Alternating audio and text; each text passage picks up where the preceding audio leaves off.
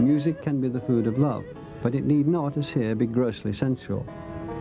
Vermeer's group seemed to be friends rather than lovers, coming together in one of their homes to enjoy an evening of music.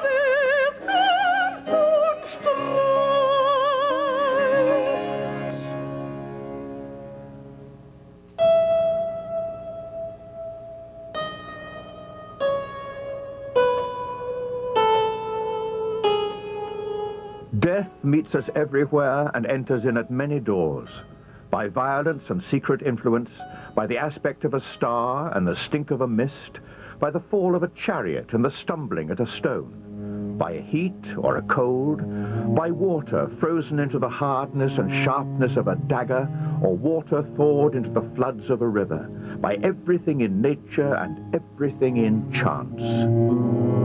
So wrote a contemporary of Vermeer's, the English preacher, Jeremy Taylor. His rhetorical style suited the time. From Shakespeare to Molière, this was the first great century of the European theatre.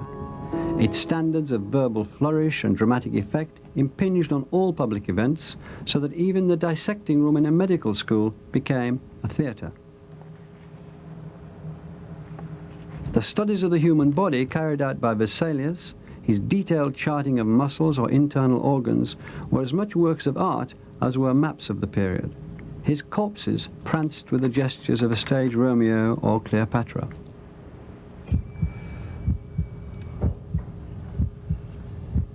Nowadays, the use of television as an aid to surgery has made us all acquainted with the inner geography of the body. In the 17th century, dissection was a new science to be viewed by the privileged few. It attracted a powerful observer in Rembrandt. A generation older than Vermeer, Rembrandt looked at what was there and recorded it with objectivity and a sharp eye on the local worthies who crowded in to witness the event. Whether recording the living or the dead, Rembrandt lets you know his own feelings and reactions as powerfully as he can. In this he was the very opposite to Vermeer. Vermeer never painted a piece of observed realism like the anatomy lesson, nor did he ever reveal his feelings about his models in the way that Rembrandt sought to do.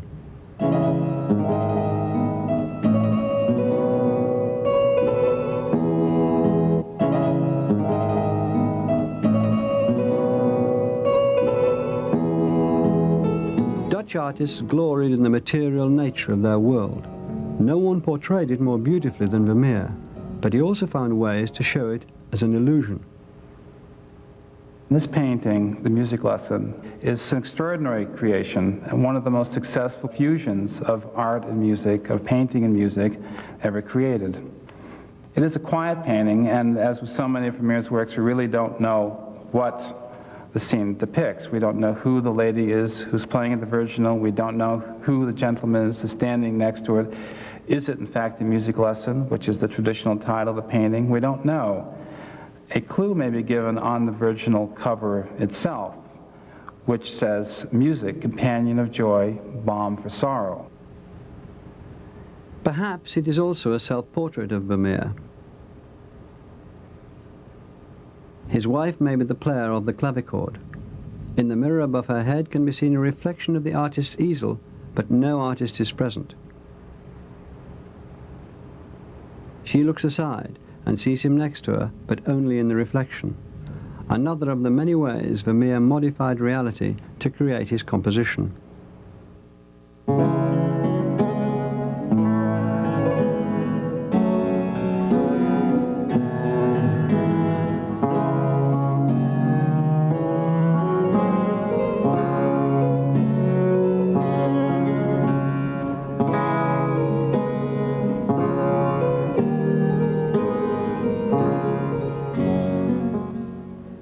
Two of his greatest paintings are of a woman reading a letter.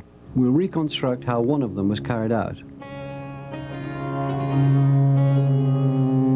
This is the corner room with the windows that we know from several other paintings by Vermeer.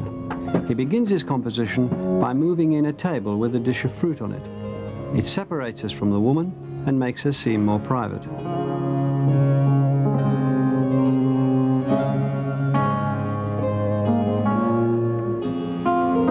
To fill the wall space behind her, Vermeer puts in a painting that appears in several of his pictures. It shows Cupid. It's based on an emblem meaning that one should only have one lover. Perhaps this was too specific for Vermeer, making it clear that his subject was reading a love letter. So he provides a more ambiguous clue.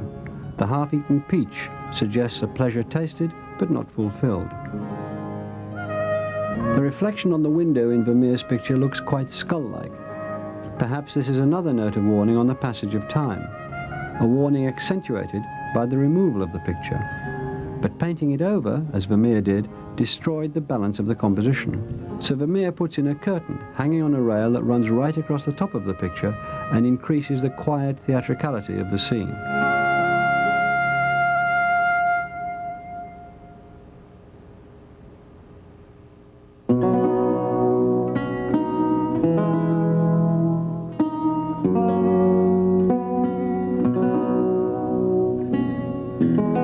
Is this a portrait?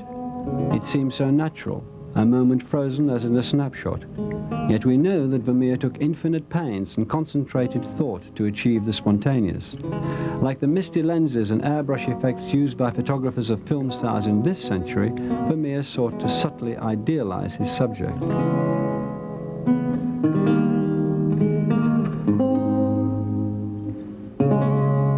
There is a complete absence of line in the painting. Only color changes give us the contours of the face. In this, Vermeer is unique among painters.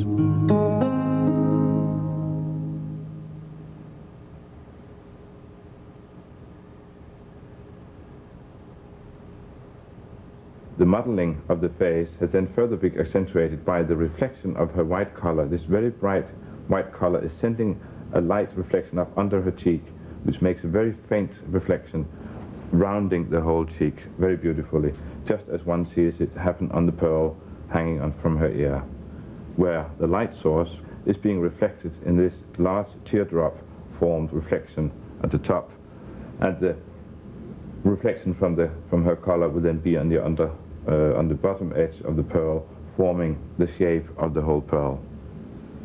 The mouth of the girl with the slightly parted lips have also been underpainted in reddish tones, and the lips are very diffuse. The transition from the flesh tones to the lips are very well blended, but the final touch of light on her lip, mainly the two highlights on either side, are consistent of two small dabs of paint, which makes the reflection of the light cast on the slightly moistured lips, and one sees a lit area to the right of the mouth, from where the light passes through the slightly parted lips onto the cheek.